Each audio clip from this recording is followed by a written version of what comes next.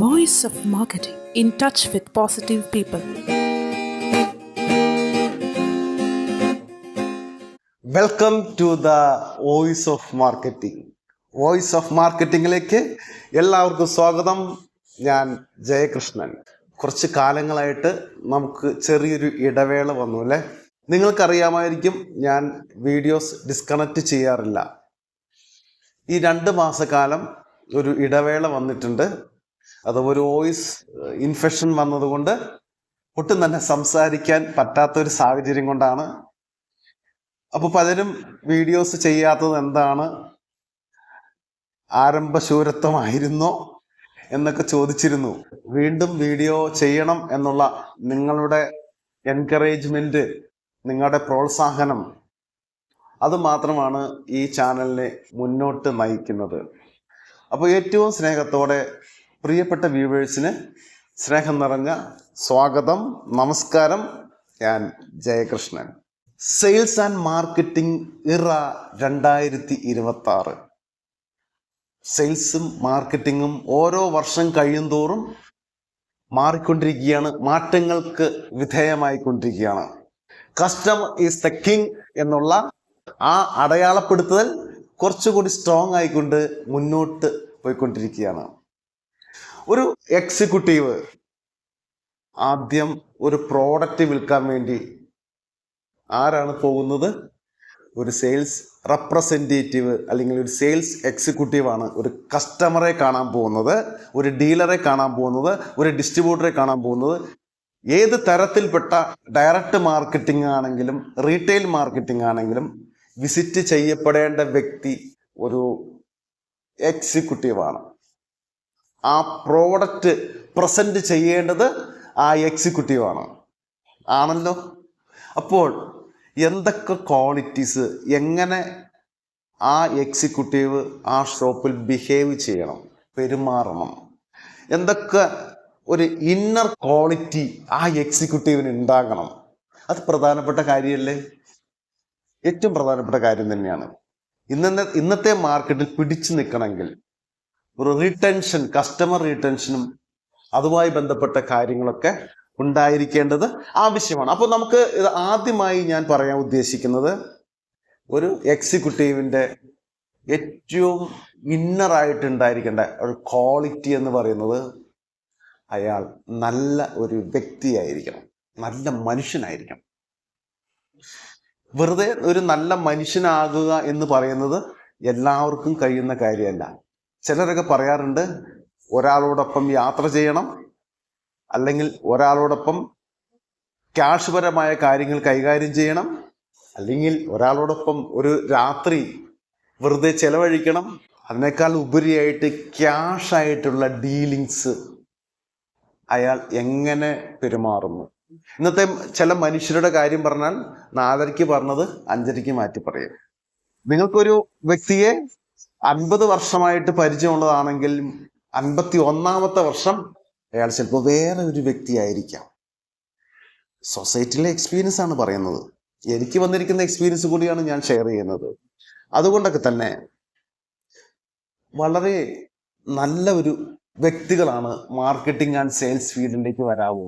അവരുടെ മനസ്സിനകത്ത് നന്മയുണ്ടായിരിക്കണം, മനുഷ്യത്വം ഉണ്ടായിരിക്കണം, കാരുണ്യം ഉണ്ടായിരിക്കണം, ഒരു സഹാനുഭൂതി സഹജീവികളോട് തോന്നുന്ന ഒരു വ്യക്തിയായിരിക്കണം നല്ല ഒരു മാർക്കറ്റിംഗ് എക്സിക്യൂട്ടീവ്. അത് പറയാൻ മറ്റുള്ളവരുടെ ഫീലിംഗ്, മറ്റുള്ളവരുടെ പ്രയാസങ്ങൾ മനസ്സിലാക്കാൻ കഴിവുള്ള ഒരു വ്യക്തിയായിരിക്കണം ഒരു മാർക്കറ്റിംഗ് എക്സിക്യൂട്ടീവ്. തീർച്ചയായിട്ടും ശരിയാണല്ലോ. നമ്മൾ ഒരു കസ്റ്റമറെ കാണാൻ പോകുമ്പോൾ ആ കസ്റ്റമറുടെ പ്രശ്നങ്ങൾ ആദ്യം കേൾക്കാൻ തയ്യാറാകണം. ഈ ലോകത്ത് ജീവിച്ച് മരിക്കുന്ന അല്ലെങ്കിൽ ജീവിച്ചു കൊണ്ടിരിക്കുന്ന എല്ലാവർക്കും എന്തുണ്ട്? ഒരു പ്രശ്നമുണ്ടാകും, ഒരു പ്രോബ്ലം ഉണ്ട്. ഇല്ല എന്ന് പറയണ്ട. വളരെ വില കൂടിയ AC കാറിൽ ഇരിക്കുന്ന ഒരു വ്യക്തിയെ സംബന്ധിച്ചിടത്തോളം അയാളുടെ ബോഡി AC തണുപ്പിക്കുന്നുണ്ടെങ്കിലും അയാളുടെ മനസ്സ് തണുപ്പിക്കാൻ ആർക്ക് കഴിയില്ല, ആർക്കും കഴിഞ്ഞെന്ന് വരില്ല. അയാൾ അനുഭവിക്കുന്ന പ്രോബ്ലത്തിന് ഒരു സൊല്യൂഷൻ കണ്ടെത്താൻ ഒരു മറ്റൊരു വ്യക്തിക്ക് കഴിയണം, അയാൾ സ്വയം കണ്ടെത്താൻ സാധിക്കണം. ഇതിനകത്ത് രണ്ട് രീതികളുണ്ട്. നമ്മുടെ പ്രോബ്ലത്തിന് നമ്മൾ തന്നെ സൊല്യൂഷൻ കണ്ടെത്താൻ ശ്രമിച്ചുകൊണ്ടിരിക്കണം. ഈ 2026 പ്രിയപ്പെട്ട എക്സിക്യൂട്ടീവ്സിനോടും അതുപോലെ തന്നെ ബിസിനസ് ചെയ്യുന്നവരോടും പറയാൻ എനിക്കുള്ള ഏറ്റവും പ്രധാനപ്പെട്ട കാര്യം, പ്രിയപ്പെട്ടവരെ, നിങ്ങൾ നിങ്ങളുടെ നോളജ് ഗ്രോത്ത് ചെയ്യാൻ ശ്രമിച്ചുകൊണ്ടിരിക്കണം. കൂടുതൽ നോളജ് നിങ്ങളുടെ ആ സ്പെസിഫിക് ഫീൽഡിൽ ഉണ്ടാക്കിയെടുക്കാൻ ശ്രമിച്ചുകൊണ്ടേയിരിക്കണം. പുതിയ ഒരു അറിവ് ഓരോ വർഷം നമ്മളിലേക്ക് ആർജിക്കാൻ വേണ്ടുന്ന തരത്തിലുള്ള കാര്യങ്ങൾ ജീവിതത്തിൽ ചെയ്തുകൊണ്ടിരിക്കണം. അത് സക്സസ്സിലേക്കുള്ള നിങ്ങളുടെ പാത കുറച്ച് അനായാസമാക്കി തരും. അപ്പോൾ പറഞ്ഞു വന്നത്, ഒരു എക്സിക്യൂട്ടീവ് ഏറ്റവും നല്ല വ്യക്തിയായിരിക്കണം, നല്ല മനുഷ്യനായിരിക്കണം എക്സിക്യൂട്ടീവ്. മാനവികത, സത്യസന്ധത, നല്ല മനസ്സ്, ഈ ലോകത്ത് വേറെ എന്തും ഉണ്ടായിട്ട് കാര്യമില്ല. എഡ്യൂക്കേഷൻ, പണം, സമ്പന്നത, അങ്ങനെയുള്ള എല്ലാ മൂല്യങ്ങളും വാല്യൂകളും നമുക്ക് വന്നാലും ഒരു നല്ല മനസ്സിനുടമയായിരിക്കണം ഒരു എക്സിക്യൂട്ടീവ്. 2026 മാർക്കറ്റിംഗ് ആൻഡ് സെയിൽസ് ഇറ പറയുമ്പോൾ ആദ്യമായിട്ട് എനിക്ക് പറയാനുള്ളത്, ഒരു നല്ല എക്സിക്യൂട്ടീവിന് ഒരു നല്ല മനസ്സുണ്ടായിരിക്കണം എന്നുള്ള ഒരു റിയാലിറ്റി തന്നെയാണ്. രണ്ടാമത്തെ കാര്യം, കമ്മ്യൂണിക്കേഷൻ സ്കില്ല് അയാൾക്കുണ്ടായിരിക്കണം. വളരെ വ്യക്തമായിട്ടും ചിലപ്പോൾ ശക്തമായിട്ടും സംസാരിക്കാൻ, ഓർഡർ കൊടുത്ത് സംസാരിക്കാനും, ചില സന്ദർഭത്തിൽ കസ്റ്റമറുടെ അടുത്തും റീറ്റെയിലറുടെ അടുത്തും, ഏത് തരം കസ്റ്റമർ ആയിക്കോട്ടെ, ഡയറക്റ്റ് മാർക്കറ്റിങ്ങോ റീറ്റെയിൽ മാർക്കറ്റിംഗ് ആയാലും, അത്തരത്തിലൊരു കമ്മ്യൂണിക്കേഷൻ സ്കില്ല് അയാൾക്കുണ്ടായിരിക്കണം. അതിന് വോയിസ് മോഡുലേഷൻ എന്ന് പറയും. ഏത് തരത്തിലുള്ള വോയിസ് ഏത് തരത്തിൽപ്പെട്ട കസ്റ്റമറുടെ അടുത്ത് ഉപയോഗിക്കണം എന്ന്, ഒരു റീറ്റെയിലറുടെ അടുത്ത് എങ്ങനെ സംസാരിക്കണം, ഡിസ്ട്രിബ്യൂട്ടറുടെ അടുത്ത് എങ്ങനെ സംസാരിക്കണം, ഒരു പുതിയ ഡയറക്റ്റ് മാർക്കറ്റിംഗ് ആയിട്ട് പോകുമ്പോൾ ഒരു വില്ല വിൽക്കാൻ നിങ്ങൾ എങ്ങനെ സംസാരിക്കണം, ഒരു ഇൻഷുറൻസ് പോളിസി ക്ലോസ് ചെയ്യുന്ന സമയത്ത് എങ്ങനെ സംസാരിക്കണം, ഡയറക്റ്റ് മാർക്കറ്റിംഗ് ആയിപ്പെട്ട ഏത് തരത്തിൽപ്പെട്ട ഒരു കാർ ബിസിനസ് ചെയ്യുന്നവരാണെങ്കിൽ ഒരു കാറിൻ്റെ ഒരു കസ്റ്റമറെ എങ്ങനെ കൺവേർട്ട് ചെയ്തെടുക്കാൻ പറ്റും, ഇതൊക്കെ വ്യത്യസ്തമാണ്. ആ കസ്റ്റമറുടെ രീതി അനുസരിച്ച് ഇത് വ്യത്യാസപ്പെട്ടിരിക്കും. ആ കസ്റ്റമറെ പഠിക്കാൻ ഒരു നിമിഷം ആ കസ്റ്റമറുടെ കണ്ണുകളിലേക്ക് നോക്കി അയാളുടെ അവസ്ഥകൾ, അയാളുടെ ചേഷ്ടകൾ, അയാളുടെ ആറ്റിറ്റ്യൂഡുകൾ, ബോഡി മൂവ്മെൻറ്റുകൾ നമുക്ക് മനസ്സിലാക്കിയെടുക്കാൻ സാധിക്കണം. അതിന് നല്ല കമ്മ്യൂണിക്കേഷൻ സ്കില്ല് ഗ്രോത്ത് ചെയ്യാൻ നിങ്ങൾക്ക് കഴിയണം. കമ്മ്യൂണിക്കേഷൻ സ്കില്ല് വളരെ ഇമ്പോർട്ടൻ്റ് ആണ്. വളരെ പ്രധാനത്തോടു കൂടി കമ്മ്യൂണിക്കേഷൻ സ്കില്ല് ഡെവലപ്പ് ചെയ്യാൻ നമ്മൾ ശ്രമിച്ചുകൊണ്ടേയിരിക്കണം. ഒരു എക്സിക്യൂട്ടീവിൻ്റെ ഒരു ബെസ്റ്റ് ക്വാളിറ്റിയാണ് കമ്മ്യൂണിക്കേഷൻ സ്കില്ല്. പല കമ്മ്യൂണിക്കേഷനിലും ശ്രദ്ധിച്ചിരിക്കുന്ന ഒരു കാര്യമാണ് അനാവശ്യമായിട്ടുള്ള സംസാരങ്ങൾ. ഒന്ന് പറയട്ടെ, ഒരു ന്യൂ ഇറയിൽപ്പെട്ട ഒരു എക്സിക്യൂട്ടീവ് ബളബള സംസാരിക്കേണ്ട കാര്യം ഒരു ഡീലറുടെ അടുത്തോ ഡിസ്ട്രിബ്യൂട്ടറുടെ അടുത്തോ, ഒരു ഡയറക്റ്റ് മാർക്കറ്റിംഗ്, നിങ്ങളൊരു പ്രോഡക്റ്റ് വിൽക്കാൻ ഡയറക്റ്റായിട്ടൊരു കസ്റ്റമറെ മീറ്റ് ചെയ്യുമ്പോഴോ ആവശ്യം വരില്ല. ബളബള സംസാരിക്കേണ്ട കാര്യമില്ല. അയാളുടെ ഫേസിലേക്ക് നോക്കി കൃത്യമായ കാര്യങ്ങൾ സംസാരിക്കണം. ഒരു കാരണവശാലും അയാളായിട്ട് പോരാട്ടങ്ങൾ നടത്തരുത്. തർക്കിക്കാനും വിമർശിക്കാനും ആ കസ്റ്റമറുടെ അടുത്ത് പോകരുത്. അയാൾ പറയുന്നത് അക്സെപ്റ്റ് ചെയ്യാൻ പറ്റണം. അയാൾ എന്താണോ പറഞ്ഞുകൊണ്ടിരിക്കുന്നത് അത് നിങ്ങൾ ലിസണിങ് ചെയ്യണം, കേട്ടുകൊണ്ടേയിരിക്കണം. അയാൾ പറഞ്ഞ് തീരുന്നത് വരെ കേട്ടുകൊണ്ടേയിരിക്കണം. അത് കമ്മ്യൂണിക്കേഷൻ സ്കില്ലിലെ ഏറ്റവും പ്രധാനപ്പെട്ട കാര്യമാണ്. വഴക്കുണ്ടാക്കാനോ തർക്കിക്കാനോ ഇഷ്യൂകൾ പെട്ടെന്ന് ക്രിയേറ്റ് ചെയ്യാനോ പെട്ടെന്ന് ക്ഷുഭിതനാകാനോ നിങ്ങൾ ശ്രമിക്കാതിരിക്കണം. ഒരു എക്സിക്യൂട്ടീവിൻ്റെ ഒരു മേജർ ക്വാളിറ്റിയാണ് കമ്മ്യൂണിക്കേഷൻ സ്കില്ലിൽ പാലിക്കേണ്ട ഒരു റെസ്പോൺസാണ് ഈ പറഞ്ഞ ആ രണ്ട് കാര്യങ്ങൾ. അതുപോലെ തന്നെ ഒരു കാര്യം പറയട്ടെ, കസ്റ്റമർ റിലേഷൻഷിപ്പും കസ്റ്റമർ റീടെൻഷനും നിലനിർത്താൻ അവരെ അക്സെപ്റ്റ് ചെയ്യുക എന്നുള്ളതാണ്. അവരുടെ വിശ്വാസങ്ങൾ ചിലതുണ്ടാകാം. അവർ ഉപയോഗിക്കുന്ന പ്രോഡക്റ്റുകൾ ഉണ്ടാകാം. അവർ ഉപയോഗിക്കുന്ന പ്രോഡക്റ്റുകൾ, അവരുടെ വിശ്വാസങ്ങൾ, അവർ കാത്തു സൂക്ഷിക്കുന്ന ചില പ്രത്യേക കാര്യങ്ങൾ. ഫോർ എക്സാമ്പിൾ, അവർ ഉപയോഗിക്കുന്ന ഒരു നല്ല ഒരു പിക്ചർ നിങ്ങൾ അവിടെ കണ്ടു എന്ന് വിചാരിക്കുക. ഒരു എക്സാമ്പിൾ പറയാം, നല്ലൊരു പിക്ചർ. അപ്പോൾ നിങ്ങൾ ഒരു കാരണവശാലും ഈ പിക്ചർ എല്ലായിടത്തും ഉണ്ടല്ലോ, ഞാൻ അങ്ങനെ വേറൊരു ഓഫീസിൽ പോയപ്പോൾ ഈ പിക്ചർ അവിടെയും കണ്ടിരുന്നു, ഇത് എല്ലാവരും വയ്ക്കുന്നുണ്ടല്ലോ എന്ന് അവിടെ പറയരുത്. ആ സമയം നിങ്ങൾക്ക് ഇങ്ങനെ പറയാം, ഈ പിക്ചർ വളരെ മനോഹരമായിരിക്കുന്നു, ഇത് വളരെ റെയർ പിക്ചറാണ്, വേറൊരിടത്ത് കണ്ടാൽ പോലും ഇത് വളരെ റയറാണ്, ഇതെങ്ങനെ സാറ് സെലക്ട് ചെയ്തു, വളരെ മനോഹരമായിരിക്കുന്നു. ചില ആളുകൾക്ക് വാക്കുകൾക്ക് എല്ലുണ്ടാകില്ല, ഇങ്ങനെ ബളബള സംസാരിച്ചുകൊണ്ടിരിക്കും. നമ്മൾ ഒരു ഷോപ്പിലേക്ക് അല്ലെങ്കിൽ ഒരു കസ്റ്റമറെ കാണാൻ അയാളുടെ ഓഫീസിലേക്ക് പോകുമ്പോൾ ശ്രദ്ധിക്കേണ്ട ഏറ്റവും പ്രധാനപ്പെട്ട കാര്യം, ആദ്യം നിങ്ങൾ മനസ്സിലാക്കേണ്ടത് നിങ്ങളുടെ ബോഡി ലാംഗ്വേജ് വളരെയധികം ശ്രദ്ധിച്ചുകൊണ്ടിരിക്കണം. നിങ്ങളുടെ ബോഡി ലാംഗ്വേജ് വളരെയധികം ശ്രദ്ധിക്കണം. അയാളുടെ ഫേസിലേക്കും നെറ്റിത്തടത്തിലേക്കും മാത്രം നോക്കി സംസാരിക്കണം. അവിടെ അടുത്ത് വേറെ സ്റ്റാഫുകളോ വേറെ ലേഡി സ്റ്റാഫുകളോ ആരെങ്കിലും സിസ്റ്റത്തിലോ എന്തെങ്കിലും ചെയ്തുകൊണ്ടിരിക്കുമ്പോൾ അവരുടെ ഫേസിലേക്കോ അവരെയോ ശ്രദ്ധിക്കാതെ നമ്മുടെ കസ്റ്റമർ ആരാണ് അതിലേക്ക് മാത്രം ശ്രദ്ധിക്കണം. ചിലരിങ്ങനെ മൊത്തത്തിൽ ഇങ്ങനെ വീക്ഷിച്ചുകൊണ്ടിരിക്കും, ഇങ്ങനെ അതൊന്നും പാടില്ല. വളരെയധികം നീറ്റ് ആൻഡ് ക്ലിയർ ആയിരിക്കണം നമ്മുടെ ബോഡി ലാംഗ്വേജ്. അതുകൊണ്ടൊക്കെ തന്നെ അവരുടെ വിശ്വാസങ്ങൾ എന്ന് പറയുന്നത് മറ്റ് ഒരു കാര്യമാണ് പറയാൻ ഉദ്ദേശിക്കുന്നത്. അവർ ഉപയോഗിക്കുന്ന പ്രോഡക്റ്റ്, ആ പ്രോഡക്റ്റ് എന്തുമാകട്ടെ, ആ പ്രോഡക്റ്റ് മോശമാണ്, അതിന് ക്വാളിറ്റി ഇല്ല എന്നുള്ള കാര്യം ഒരു കാരണവശാലും ആ കസ്റ്റമറുടെ അടുത്ത് പറയരുത്. അവർ വിശ്വസിക്കുന്ന കാര്യങ്ങളിൽ പൂർണ്ണമായിട്ടും നമ്മൾ അക്സെപ്റ്റ് ചെയ്തുകൊണ്ട് ആ വിശ്വാസങ്ങളെ മുറുകെ പിടിച്ചുകൊണ്ട് വേണം നമ്മുടെ പ്രോഡക്റ്റ് പ്രസന്റ് ചെയ്യാൻ. അല്ലെങ്കിൽ എന്തു പറ്റും, ഞാൻ ആദ്യം പറഞ്ഞ പോയിന്റിലേക്ക് വരും, അവിടെ ഒരു തർക്കങ്ങൾ വരും. ആദ്യം ഒരു കസ്റ്റമറുടെ മനസ്സിലേക്ക് നമ്മൾ കയറാനാണ് നോക്കേണ്ടത്. എങ്ങനെ നിങ്ങൾ മീറ്റ് ചെയ്യുന്ന കസ്റ്റമറുടെ മനസ്സിൽ ഒരു ഇടം കണ്ടെത്താൻ പറ്റും. ഓപ്പോസിറ്റ് ഇരിക്കുന്ന നിങ്ങൾ ഒരു നല്ല മനുഷ്യനാണ്, അവനൊരു കുഴപ്പക്കാരനല്ല, നല്ലൊരു മനസ്സിന്റെ ഉടമയാണ്, അവൻ നല്ല സ്നേഹമുള്ളവനാണ്, മനുഷ്യത്വമുള്ളവനാണ്. അങ്ങനെ അങ്ങനെ ഒരു മാനവികത ഉണ്ടാക്കിയെടുക്കാൻ നിങ്ങളുടെ കസ്റ്റമറിന് സാധിച്ചാൽ നിങ്ങൾ സക്സസ് ആവും. അതുകൊണ്ട് ഒരു രീതിയിലും ഒരു കാരണവശാലും അവരായിട്ട് തർക്കിക്കാനോ അവർ ഉപയോഗിക്കുന്ന കാര്യങ്ങളിലോ അവർ ഉപയോഗിക്കുന്ന സിറ്റുവേഷനോ പ്രോപ്പർട്ടികളിലോ അത് മോശമാണെന്ന് പറയാനോ, അവർ അത് വിറ്റ് വളരെയധികം ലാഭം ഉണ്ടാക്കിക്കൊണ്ടിരിക്കുന്ന ഒരു പ്രോഡക്റ്റാണ് ആണല്ലോ. ആ പ്രോഡക്റ്റിൻ്റെ ഇതുപോലുള്ള ദോഷങ്ങൾ അതിനകത്തുണ്ട്. ആ സമയം അവർ നിങ്ങളോട് ആവശ്യപ്പെടുകയാണ്, ഇങ്ങനെയുള്ള പ്രശ്നങ്ങൾ ഇതിനകത്ത് ഉണ്ടല്ലോ എന്ന് പറഞ്ഞാൽ നിങ്ങൾക്ക് അതിൽ ഇടപെടാം.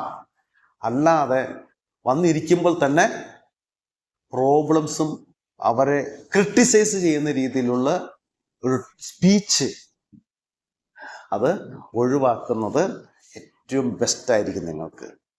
എന്തിനും സംയമനം പാലിക്കുക. നമ്മൾ ഓടി ചാടി ഈ 1-ാം ക്ലാസ്സിലെ കുട്ടികളെ പോലുള്ള പെരുമാറ്റങ്ങൾ ചേഷ്ടകൾ കാണിക്കാതെ പക്വതയോടെ സൈലൻ്റായിട്ട് ഫേസിൽ നോക്കി സ്മൈലോടെ സംസാരിക്കാൻ പറ്റണം. ഓക്കെ. പിന്നൊരു കാര്യത്തെക്കുറിച്ച് കേട്ടിട്ടുണ്ടോ നിങ്ങൾ? ക്ഷമാശീലം ആട്ടിൻ സൂപ്പിൻ്റെ ഫലം തരും എന്നൊക്കെ പഴമക്കാർ പറയാറില്ലേ? എന്താണതിന് കാരണം? ഒരു പ്രോഡക്റ്റ് നിങ്ങൾക്ക് ഒരു കസ്റ്റമറിന് എത്തിക്കേണ്ട സമയം വൈകിയിരിക്കുന്നു, അവർ ഭയങ്കരമായിട്ട് റൈസാകുന്നു, ഞങ്ങൾക്ക് വിൽക്കാൻ പ്രോഡക്റ്റ് ഇല്ല, അല്ലെങ്കിൽ ഓൾറെഡി ഉപയോഗിച്ച ഒരു പ്രോഡക്റ്റ് ഓൾറെഡി ഉപയോഗിച്ചുകൊണ്ടിരിക്കുന്ന ഒരു കസ്റ്റമർ നിങ്ങളുടെ സർവീസിൽ അത്ര താല്പര്യം ഉണ്ടായില്ല, അവർ അതിനെ വിമർശിക്കുന്നു, ദേഷ്യപ്പെടുന്നു. അപ്പോൾ നിങ്ങൾ അവിടെ സംയമനം പാലിക്കണം.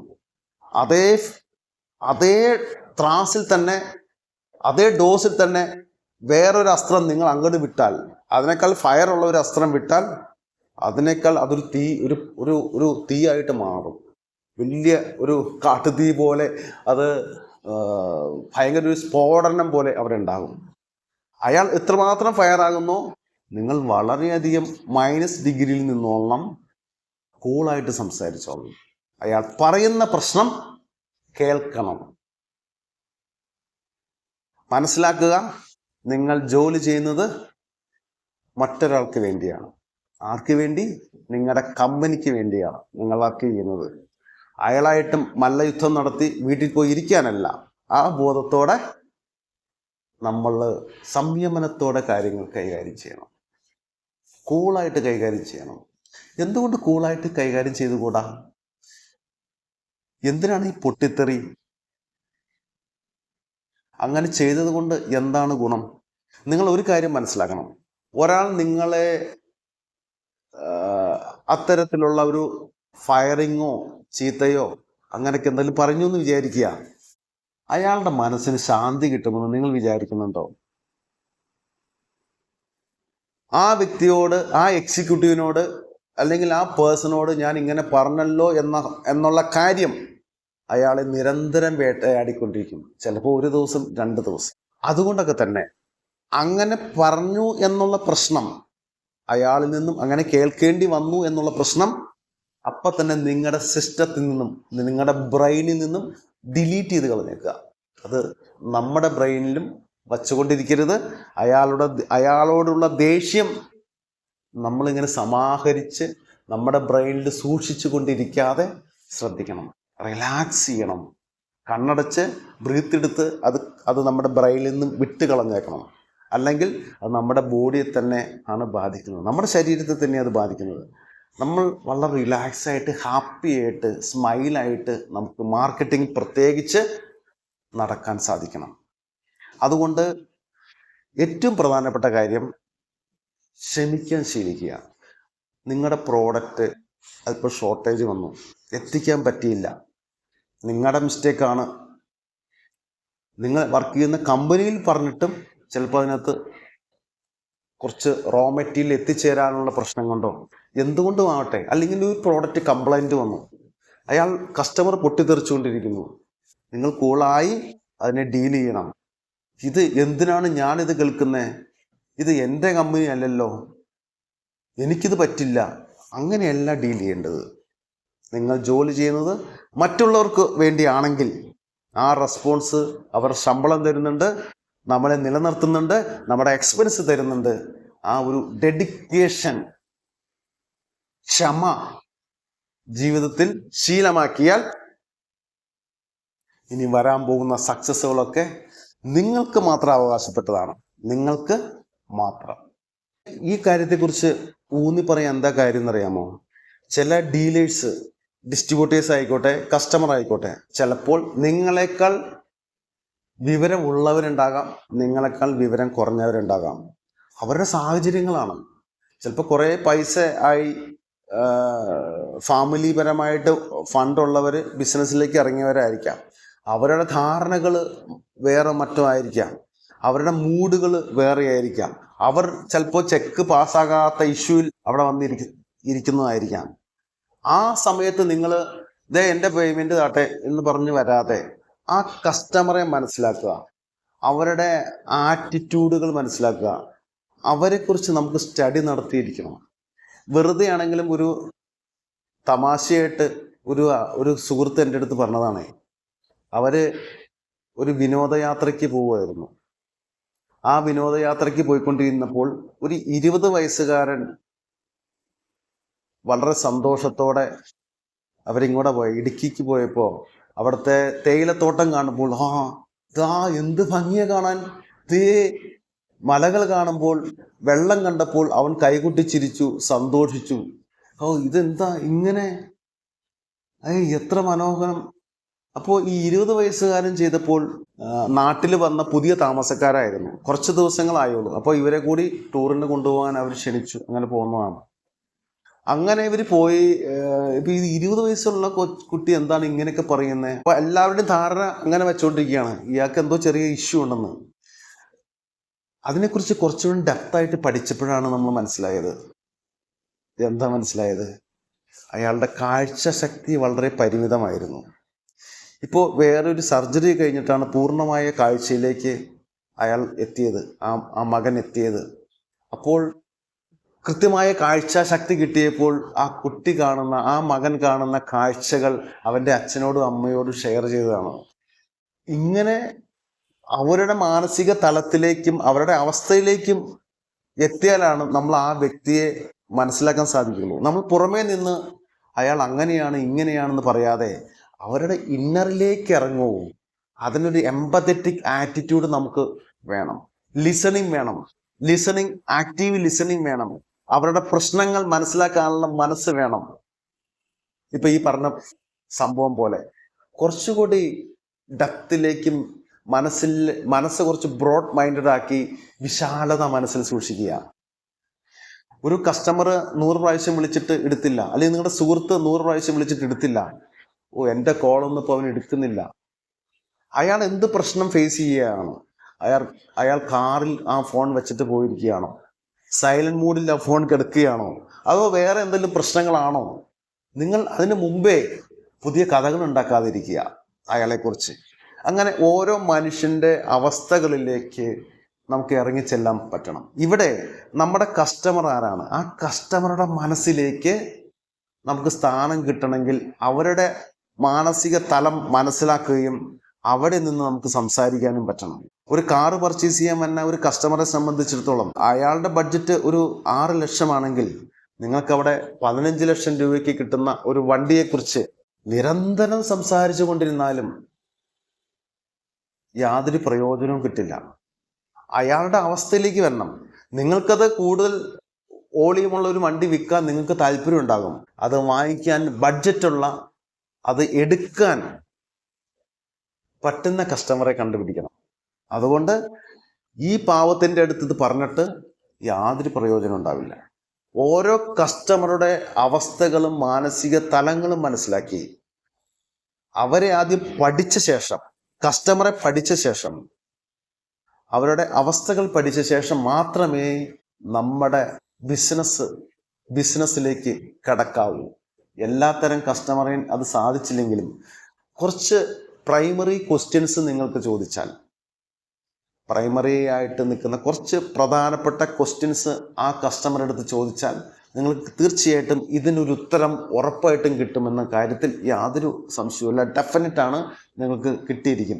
അപ്പോൾ ഞാൻ പറഞ്ഞു വന്നത്, ഓരോ കസ്റ്റമറുടെ അവസ്ഥകളും മാനസിക തലങ്ങളും അവരുടെ മൂഡും മനസ്സിലാക്കിയ ശേഷം വളരെ സാവധാനം നമ്മുടെ പ്രശ്നം അവതരിപ്പിക്കുക.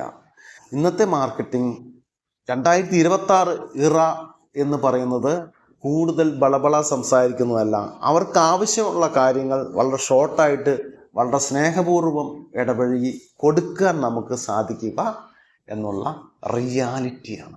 ഒരു എക്സിക്യൂട്ടീവ് ഒരു കസ്റ്റമറെ കാണാൻ പോയപ്പോൾ ആ കസ്റ്റമർ ചോദിച്ചു, ഇതിൻ്റെ കുറച്ചുകൂടി ഡീറ്റെയിൽ പറയാമോ എന്ന് ചോദിച്ചപ്പോൾ, ഡീറ്റെയിൽ ഞാൻ ടാബൊന്ന് നോക്കട്ടെ, അല്ലെങ്കിൽ എൻ്റെ ലീഡറെ മാനേജറെ ഒന്ന് വിളിക്കട്ടെ, ഫോണിലൊന്ന് സംസാരിച്ചാലോമോ, ഞാൻ ഫോൺ കണക്ട് ചെയ്ത് തരാം, ഇതാ ഫോൺ. പിന്നെ എന്തിനാണ് നിങ്ങളുടെ ആവശ്യം? നിങ്ങൾ എന്തിനാണ് ആ കസ്റ്റമറെ കാണാൻ ചെന്നത്?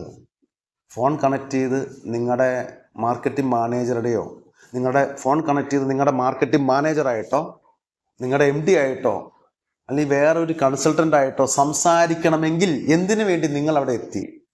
Product knowledge. ഏത് തരം പ്രോഡക്റ്റ് ആയിക്കോട്ടെ, ഏത് തരം മാർക്കറ്റ് ആയിക്കോട്ടെ, ഡയറക്റ്റ് മാർക്കറ്റ്, റീറ്റെയിൽ മാർക്കറ്റ്, എന്ത് തരം മാർക്കറ്റായാലും നിങ്ങൾ കൃത്യമായ പ്രോഡക്റ്റ് നോളജ്, പ്രോഡക്റ്റ് അവയർനെസ് നിങ്ങൾക്കുണ്ടായിരിക്കണം. നമ്മുടെ കോമ്പറ്റീറ്റർ ആരാണ്, നമ്മുടെ എതിരാളികൾ ആരാണ്, അതിനെക്കുറിച്ചുള്ള ഫുൾ നോളജ് നമുക്കുണ്ടായിരിക്കണം. അതിനെക്കുറിച്ചുള്ള ചോദ്യങ്ങൾ അയാൾ ചോദിച്ചാൽ കൃത്യമായി ഉത്തരം പറയാൻ നമുക്ക് കഴിയണം. അവരെ കുറ്റപ്പെടുത്തുകയല്ല, നോളജ് നമുക്കുണ്ടായിരിക്കണം. പ്രോഡക്റ്റ് നോളജ് കൃത്യമായിട്ടുണ്ടായിരിക്കണം. ആ പ്രോഡക്റ്റ് നിങ്ങൾക്ക് തരുമ്പോൾ എന്തൊക്കെ ബെനിഫിറ്റുകൾ ആ കസ്റ്റമറിന് നിങ്ങൾക്ക് കൊടുക്കാൻ പറ്റും, അത് വേണ്ടേ? അയാൾക്ക് ബെനിഫിറ്റാണ് വേണ്ടേ.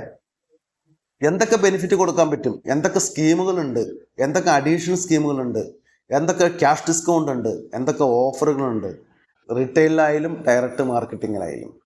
അപ്പോൾ അതുകൊണ്ടൊക്കെ തന്നെ നമ്മൾ ഏറ്റവും ശ്രദ്ധിക്കേണ്ട വളരെ പ്രധാനപ്പെട്ട കാര്യമാണ് പ്രോഡക്റ്റ് നോളജ് നമുക്കുണ്ടായിരിക്കണം.